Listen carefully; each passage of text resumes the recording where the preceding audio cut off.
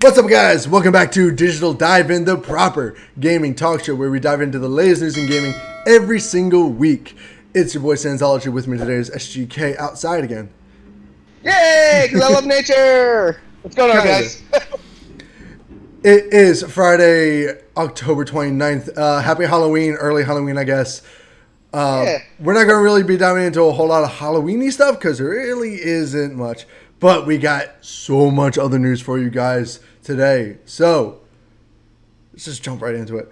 First up, we got the next round of PlayStation Plus games for November have been announced, /leaked, they were just announced. It's not even a leak anymore. It's just, yeah, right. It's just so they were leaked on the day that they were going to be announced. It's like, no shit. That's not a leak. Anyway, so as you guys know already, we're going to be getting 3 extra games for PlayStation Plus this month. As long as you're, have PlayStation VR, you're getting 3 extra VR games. But the regular games that we're going to be getting include Knockout City, First Class Trouble, and Kingdoms of Amalur: The Re-Reckoning, which is a remake, or I guess a backwards compatible remaster of the PlayStation 3 original title. What a mouthful. For real. I mean, I'm pretty excited. I wanted to play Kingdoms of Amalur since PSP. I remember when it came out, and I was broke because I was a child. So, well, not a child. So I was in high school with no money, so exactly. I didn't have money to buy it. And it came out last year, but it was $40, and I still didn't have the money because I was playing other shit. So, now it's finally for free, and I can play it. Exactly. So I'm down. It has a huge cult following now, so I'm happy that I finally get to get into it. I have so many other games to play though, so I'm probably not going to touch it for a while. Man's playing Guardians of the Galaxy right now. Yeah, and it's really good. Another interesting tidbit is the First Class Trouble game is one of these other brand new PlayStation Plus release titles where it's releasing the same day it goes out on PS Plus for free. So this game was showed off at the last State of Play on on Thursday, right? Thursday? Wednesday was the State of Play, sorry. Oh, yeah. But yeah, this game was showed off at that State of Play. The whole State of Play in general was kind of meh. Showed off with Deathverse, which looked pretty interesting. It was 4K 68. It looked pretty like one of those really good indie titles that's going to catch fire, but it's going to be low key fire, Yeah. And then they talked about King of Fighters, which I was excited about. Yeah, I'm still not hyped over the 3D animation for King of Fighters that they switched to, but what are you going to do? And then last but not least was Star Ocean, which I love the Star Ocean series. I have 2 or 3 games that I haven't finished yet, but they're really good RPGs. You should check them out. They're really good. Yeah, there are only about 12 games that were shown off at the State of Play, so it was pretty low key. Not a whole lot of big titles. There's just a bunch of third party, not really indie, but AA, I guess you could say. Yeah, I would say yeah. Yeah. So all in all, if you want to watch it, there's a link in the description below. But yeah, the other 3 VR games that we mentioned before. Anyone out there has a PlayStation VR, you're going to be able to play The Persistence, which is made by the developer Firesprite, which Sony just acquired. The Walking Dead Saints and Sinners, which apparently is really good. And then Until You Fall, which I know nothing about. But anyone that out there has a PlayStation VR, you get free access to those games next week. So that's kind of cool. Until You Fall. Yeah. The only thing I was kind of worried about is Knockout City is already free to play up to level 25. I think it's 25. So I really, really, really hope that Sony didn't just, cop out and just say, oh, here's a already free to play game that we're giving you for free on PlayStation Plus. I really hope it's not that. They've never done something like that before. I think it's going to be the free game. Well, I mean, they gave out one of the PlayStation Plus collection games for free on PlayStation Plus recently. Now, the PlayStation Plus collection was only for PS5 players, but still, it's kind of but this is dumb. So, I don't know. Sony's been kind of weird lately. But I hope that they give us full access to Knockout City because it is a blast to play. And I had not even close to level 25. So, yeah. Also, anyone out there, whoever wants to play with us, my PSN name and Jules' PSN name is in the description below, so you can friend us on PlayStation and find us and play with us. Cool. Yeah. Anyways, but yeah. Let us know what you think about all the PlayStation Plus games for November in the comment section below. Moving on, we got some Halo news, and no, it's not about the 6-minute trailer that just showed off the same shit about Halo Infinite. It wasn't the same. It was a new story trailer. You got to see new enemies, you know, old. And come on, you got to give them credit where credit's due. I mean, it still looks boring, but that's fair. But no, this is about Halo 3 specifically, the multiplayer servers. So they, back in the day, I think back in 2020, they announced that they're going to be shutting down the Halo 3 multiplayer servers, but they said that they weren't going to do it for at least a year a year after they made this announcement, so people can get into it and enjoy it one last time. So now they've officially announced that these servers are going to be shutting down on January 13th, 2022. So you only have about a couple months left to enjoy basically any Halo game multiplayer that isn't Halo Infinite.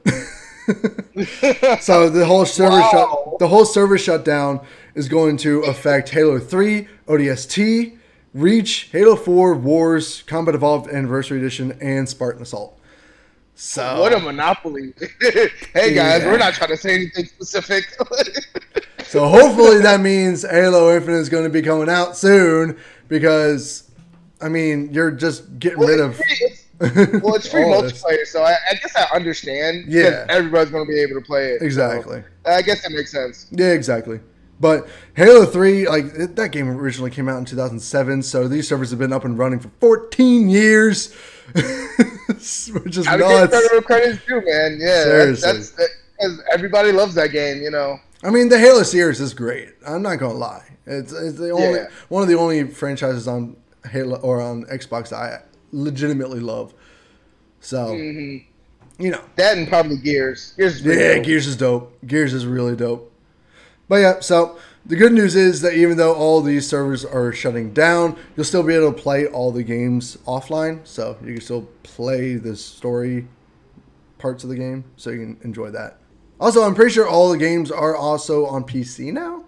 So yeah, I think they are. I'm probably going to end up getting the Gears trilogy or getting the Gears series at some point, just playing through them, because that was one series that I always played over my friend's house. I loved it, but like I never had a chance to get it. Exactly, same with me. Same with me. I always played Halo and Gears at my friend's place who had Xboxes. I never actually got them myself, so oh well. I was always a Sony boy, except for a little bit in college before the PlayStation 4 came out. Halo Infinite, we got high hopes. We got high hopes. We're not disappointed. For real. But guys, let us know what you think about all the Halo servers shutting down in the comments below, and let us know if you're still playing any of those Halo games. We'd like to know. Moving on, we got some hot cold news. So there is a very good chance, according to Video Game Chronicle, that a new Splinter Cell game is in the works from Ubisoft, which I've been calling on forever because I love the Splinter Cell series. Blacklist is such an amazing game, and I really just want to buy it on Steam and play it on my shitty laptop. Maybe they get you a laptop for Christmas. Who knows? No, I have a $1,000 laptop, right?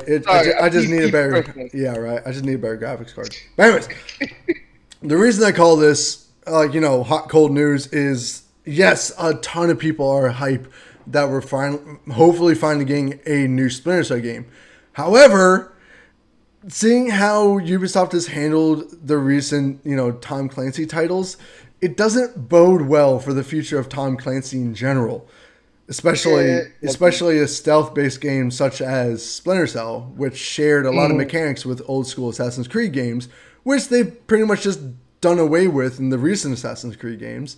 So it's like, this game is bad. Oh my god, so many people are going to be pissed. I mean, I just feel like Ubisoft needs to find some new fire with some new individual IPs, not X Division, talking about other things. And just kind of go with that, because like they've been handling their legendary titles. They've been handling poorly lately. Yep. People have not been happy with Assassin's Creed for a while. Same thing with Tom Clancy games have been. So it's just they need to just do something new. Like Exactly. And with a lot of the games from Ubisoft going like live service essentially, like Assassin's Creed is talking about Assassin's Creed Infinity coming out next. We got what was it, X Defiant. So I really hope they're not trying to make like a live service Splinter Cell game, because oh my god, I would hate that. That would be so bad. Most people would.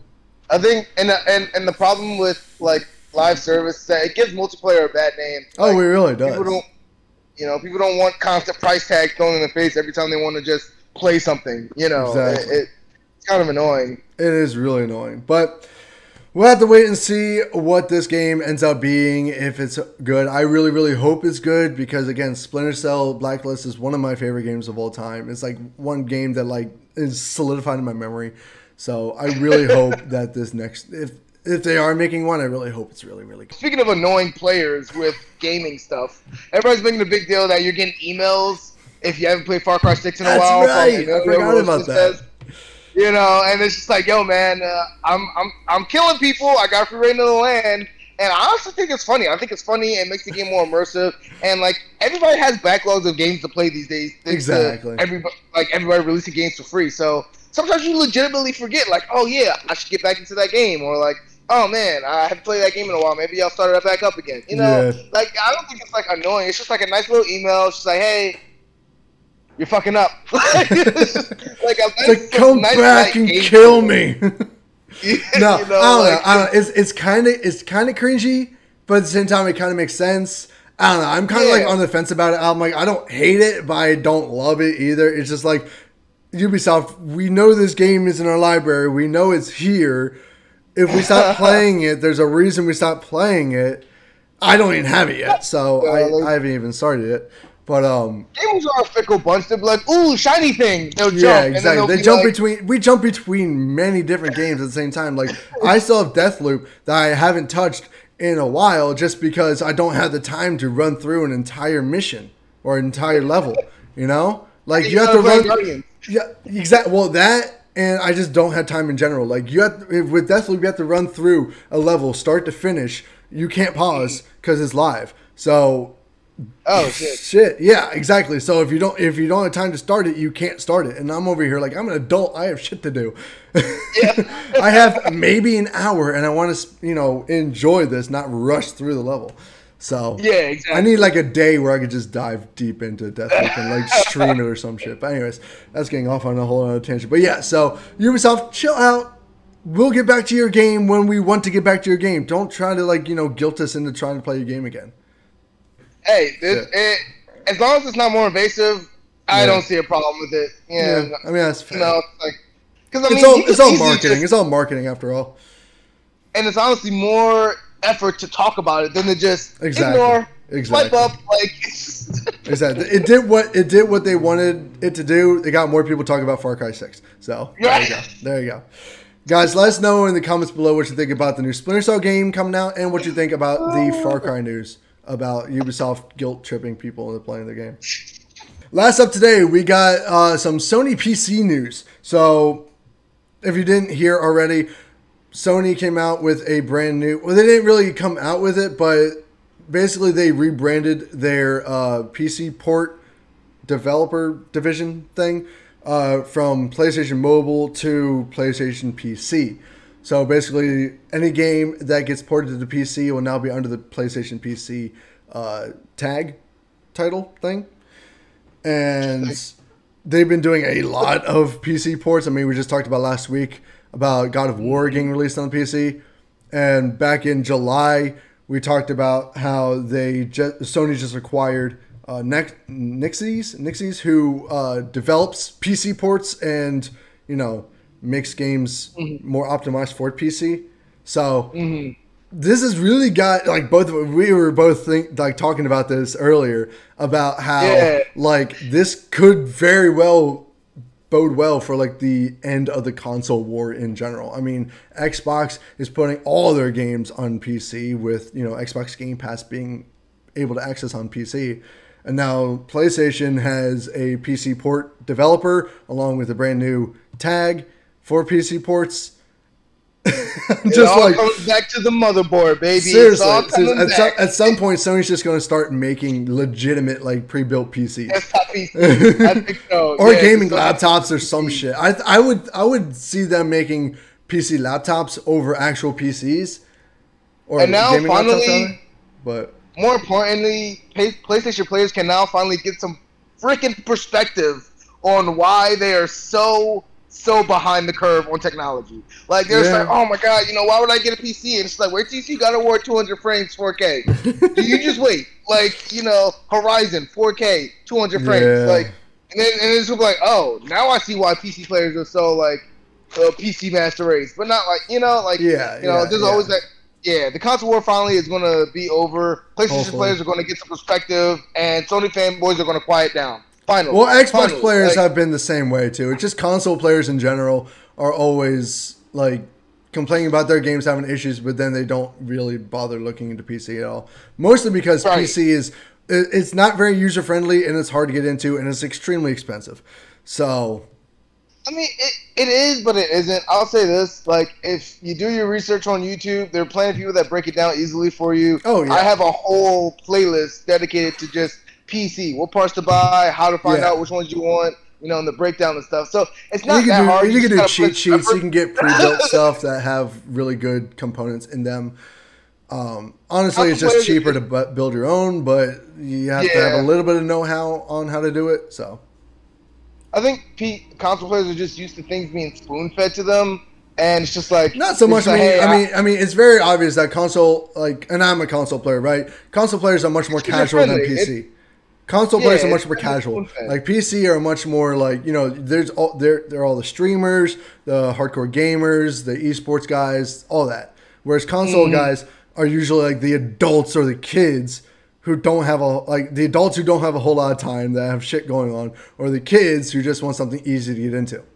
So that's what consoles are built for. PCs are built for those hardcore gamers that make gaming their life.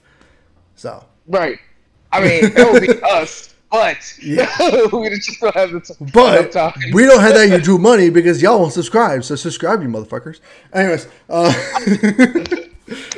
but seriously, guys, we want to know what you think about PlayStation porting their games over to PC, the console war in general, whether you are on the console side, the PC side, or just kind of in the middle. Let us know what you think and what you think the future of console or PC looks like. We want to hear from you. We want to talk with you guys. We would love to do like a commentary type of thing with you guys.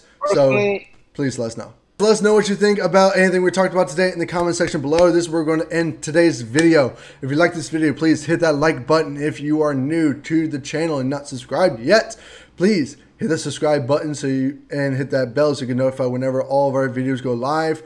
I also want to really do a full Let's Play of Guardians of the Galaxy, but because of time, it's going to be hard to like stream it, and I really want to play the game. So I might just record everything and upload it later. I don't know. We'll see. Let's put up a poll. Should we drop out of our jobs and do this full time and risk being homeless, or keep trying to balance this life and maybe get a few more subscribers every 2 years? Please give us an answer. You might be able to do that. I am married and my wife will kill me if I do that. So that's not happening. Guys, please support ya boys. Even though we don't do this full time, we want to do this more. So the more you subscribe and like and watch our videos, the more we can do this shit for you guys. Yeah, absolutely. All right. Thank you so much for watching, guys. Stay excellent. And we'll see you guys in the next dive in. Peace. Later.